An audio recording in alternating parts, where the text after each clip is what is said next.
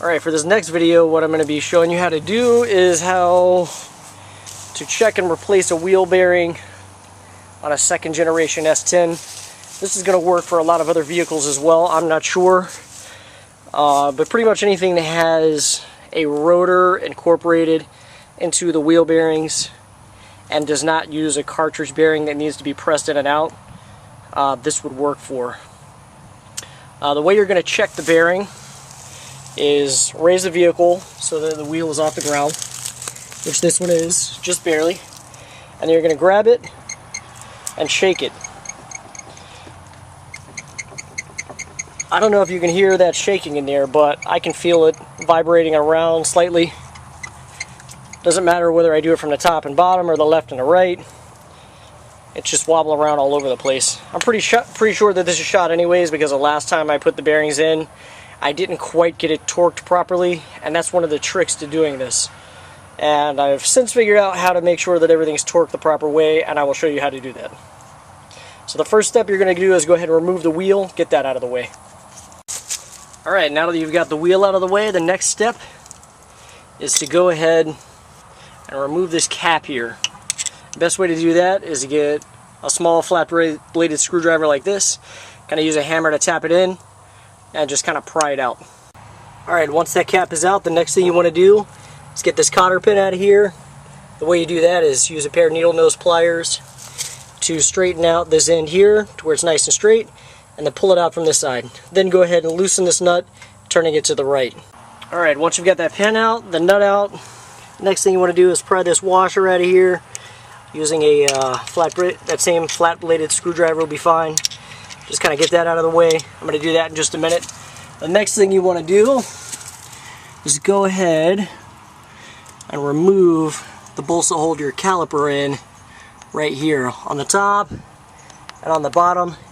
And get this brake caliper out of your way, because you're not going to be able to swing this disc on, or this disc off the spindle with that caliper in the way, because that's where the bearings are. There's a set of bearings on the outside, set of bearings on the inside. You want to get this off so you can access those bearings. So that's what I'm going to do next. Go ahead and get this off. Alright, now as you can see, I've got everything pulled off. Popped the caliper down. Took that nut out of there. Slid the brake rotor off there. And this is what my main problem is. The last time that I did not get everything tightened properly, you could see it marred up. It heated up quite a bit, started smoking, the front wheel started to want to lock up on me and everything. And I didn't really clean this area up too well. So what I'm going to do this time is come in, use some sandpaper, just get this really nice and smooth.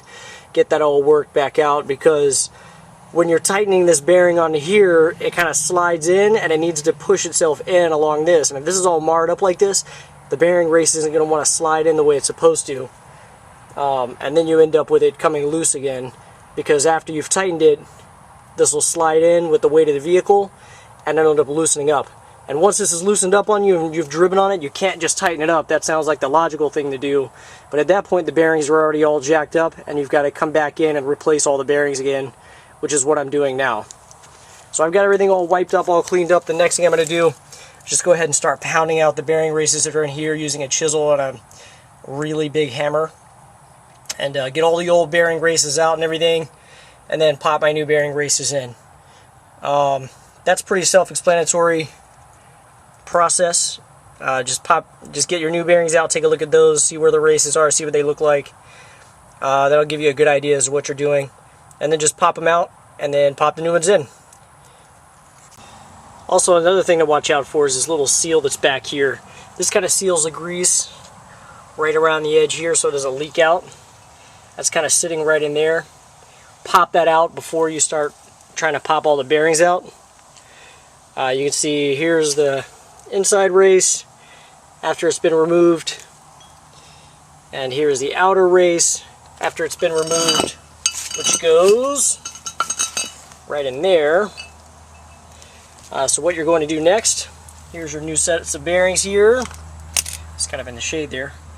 New sets of bearings here, they're all packaged up nice and neat in the shrink wrap there. What you're going to do is open up that shrink wrap, take the needle bearings and the inner races out of there, and then go ahead and pound in your new races. And what you want to go ahead and do with that is use like a socket or something to kind of fit over the edge of the race so you're not pounding directly on the edge, and just hammer it in, also using your really big hammer like this one here. So there you go, have at it. Alright, now that you've got your new bearing races pounded in, the next thing that you want to do, well, first of all, the most important part of this process is to make sure your bearing races are set all the way down in to the hub where they're supposed to be. Because if they're not all the way down in, you're not going to really notice that when you go to tighten it down onto the spindle. But what's going to happen is over time, as you go around corners, drive the car and stuff like that, the wheel is going to kind of shimmy it this way and that way, essentially pressing that cup the rest of the way into the hub. And it's going to loosen up your bearing, and then you're going to be right back where you were before, here, replacing the bearings again. And that's going to be no fun. So once you're sure that these bearing races are pressed all the way in, and one of the biggest signs that it's all the way in is you're going to notice the pitch of the hammer changing. Like when you're hitting it, you'll hear as you're hitting it, and then once this is seated all the way in, that's going to be a deeper sound. If you listen for it, you'll know exactly what I'm talking about. The pitch of that is going to sound significantly different once this sleeve stops moving and is all the way recessed down to where it needs to be. So the next thing I'm going to do is go ahead and sand this nice and smooth, get this all taken care of, because that was my issue before, was that I couldn't get the spin of this adjusted just right because the bearing race was getting caught on here. So what I'm going to do is going to take my inner race and I'm going to just essentially sand this really well until this kind of slides on and off there the way it's supposed to. So that's what I'm going to do now. After that, what you want to do is pack these really good with grease. Get a whole bunch of grease up in there. Take it and just scoop it down like this. Get grease all up in it. Spin it around a little bit. Get it to work its way in there. Scoop some more around each edge down in the grease. Spin it all around. Make sure you get tons of grease in there. You really can't have too much grease, but you can have too little. And when you have too little, this isn't going to be properly lubricated, and you're going to end up jacking up your brand new bearings that you just put in, and you don't want that. So I'm going to go ahead and do that, smooth this part out here, going to get my bearings packed, set those back in here, pop this seal back in there, don't forget about that. You want to pop that on the inside after you get your bearings in there, and then I'll show you how to properly adjust the tightness of this nut. Alright, now that you have your bearings repacked, everything back in there, make sure you put your little washer on, thread this down most of the way, and then this is probably one of the most crucial steps of doing this job. You want to tighten the nut just to the point where there isn't any wobble in it anymore, like you can't grab the disc and feel any play in it, but to where it still spins nice and freely when you spin it. If you can't get at least a couple turns out of it when you spin it freely, then it's too tight. You're going to need to loosen it up a little bit. Make sure you get this part dead on, because what's going to happen is when you're driving the car down the road, this is going to be spinning very fast, obviously. The friction inside here is going to create some heat.